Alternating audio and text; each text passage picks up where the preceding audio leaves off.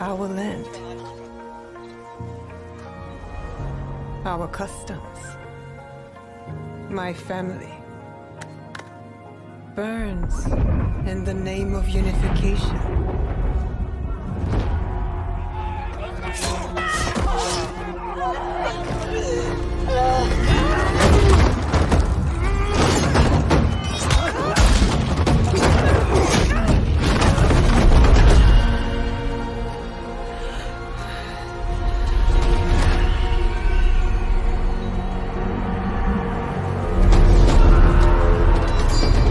A frog in a well who knows nothing of the sea. The ocean's filled with new ships, but they all come from the same river. Greed.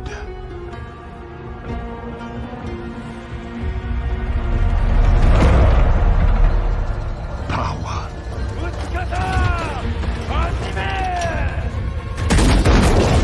Vengeance.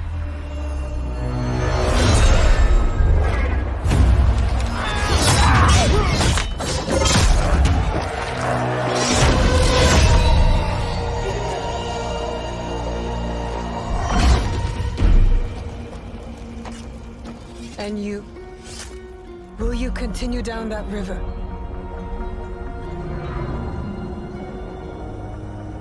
Or choose another path beyond what we see? And we must look for it together.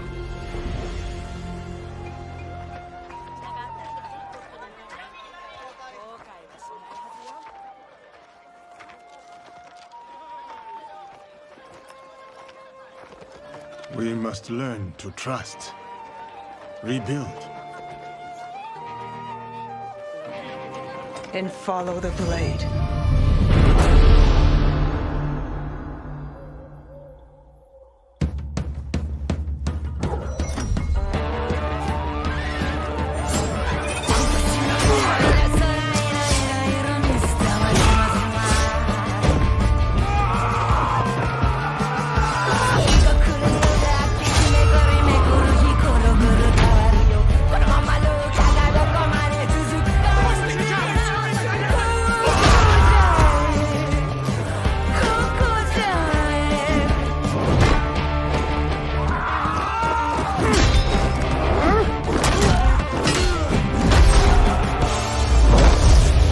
I said, who do you serve?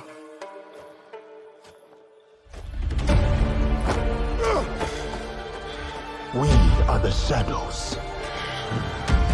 That serve the light.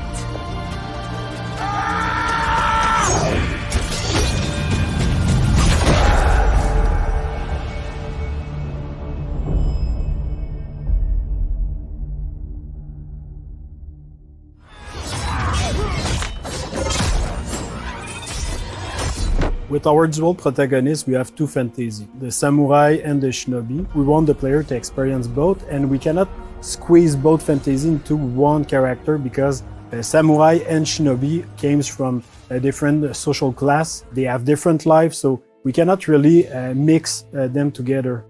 The historical character of Yasuke presented a really exciting opportunity for the narrative team. We approached it in the same way that so much of the work is done in Assassin's Creed, which is really in terms of research and history first. Not a lot is known about him, but what we did know, or we do know, is that he arrived in Japan in 1579, right when our game starts. And that he had relationships with some of the most interesting people in our setting, like Oda Nobunaga, the Portuguese, and Jesuits, which made it very sort of tantalizing and enticing from a narrative perspective to come in and start weaving these facts with story in between. The more we read about the character, the more he was inspiring for us. He's a foreigner discovering Japan, and we thought it's the perfect fit because he's discovering Japan and you are discovering Japan also. And on the flip side, we have Naue, who comes from the province of Iga, which is a remote mountainous area, fiercely independent, known as the birthplace of shinobi. So they're very contrasting perspectives that really expose a lot of different sides and facets of the era. When Oda came, he completely destroyed Iga. You have Yasuke and Oda that coming to destroy the shinobi. So it can kind of create this interesting tension between two characters. We were able to connect her to the province of Iga and the legendary Igan shinobi historical figure, Fujibayashi Nagato, who's her father in the game. So we understand why she has the skills that she has and the values that she learns from her father in the people of Iga, which are valor, benevolence, and wisdom. And as a young person still at the start of the game, we get to see now we acquire even more of that wisdom as the story unfolds. And if you ask anybody, it's super clear that samurai will be combat heavy and a shinobi will be stealth heavy. It creates this distinction right away.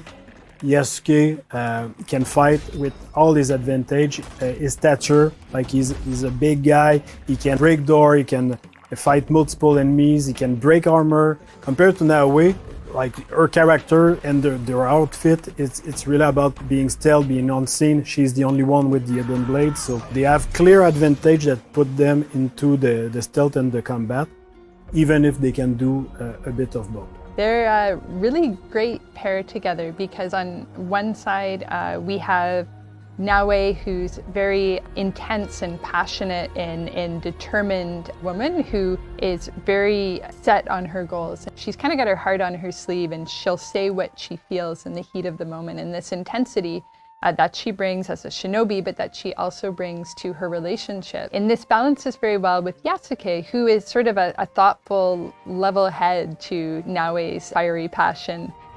We really thought about somebody like Yasuke historically who was able to come to Japan and have the life that he did there, to enter service for Oda Nobunaga and achieve all of the things that he did. Like, what kind of person would go through all of this? So our Yasuke is very intelligent, thoughtful, and respectful of this culture that he encounters, and that makes him a very nice sort of counterpart to Naoe. He's a bit mysterious as well, and that's something we get to see unfold as the game progresses.